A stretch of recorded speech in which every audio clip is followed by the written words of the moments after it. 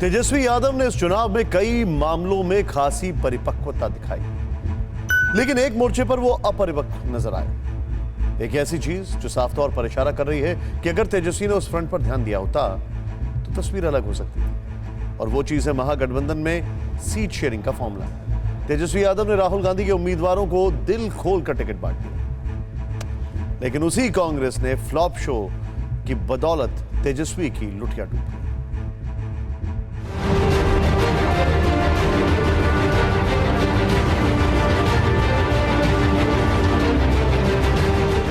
तेजस्वी यादव जिस उम्मीद और भरोसे से राहुल गांधी के साथ हाथ मिलाकर चुनावी समर में कूदे थे, उस उम्मीद और भरोसे को कांग्रेस के निराशाजनक प्रदर्शन ने मिट्टी में मिला दिया।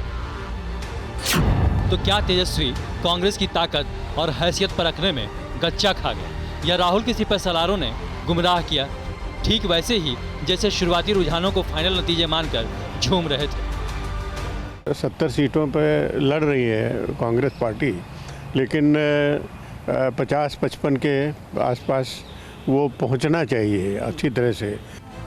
कांग्रेस की ये खुशी, ये दावे तब के हैं जब शुरुआती रुझानों में महागठबंधन को बढ़त मिली थी, जिससे कांग्रेस इतनी गदगद हुई कि जीत का सेहरा राहुल गांधी के सिर बांधने में भी देर नहीं लगाई।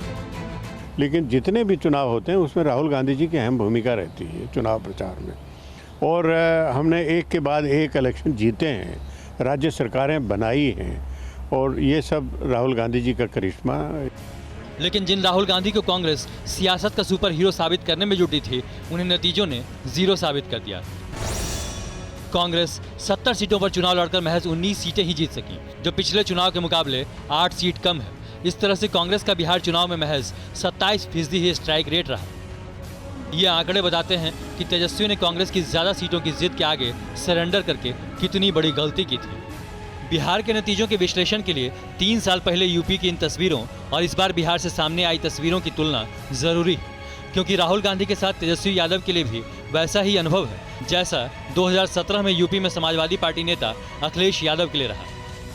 और वो ये कि कांग्रेस को उसकी हैसियत और ताकत से ज्यादा सीटें देकर अखिलेश की तरह तेजस्वी ने भी अपने पैरों पर कुल्हाड़ी मारी। जितनी दरियादिली उन्होंने कांग्रेस पर दिखाई, उतनी महागठबंधन के दूसरे दलों पर दिखाई होती तो तस्वीर कुछ और हो सकती थी। हमारी शुरुआत से ही स्पष्ट सोच थी कि बीजेपी को हराना है। अगर हमें और सीटें मिलती तो हम इससे भी ज्यादा सीटें जीतते।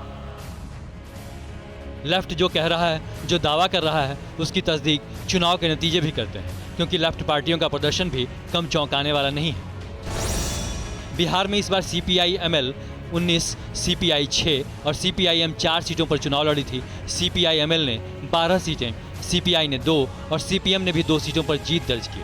इस हिसाब से इस चुनाव में लेफ्ट पार्टियों का स्ट्राइक रेट करीब 55% रहा, जबकि ज्यादा टिकट पाने वाली कांग्रेस का स्ट्राइक रेट सिर्फ 27% रहा।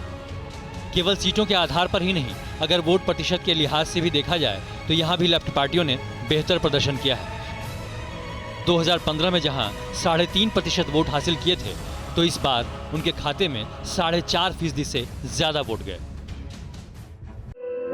धुआं धुआं सा ये शहर क्यों दिखता है, सुना है बाजार में धुएं का सामान बिकता है, ये दिवाली सिर्फ दिए वाली।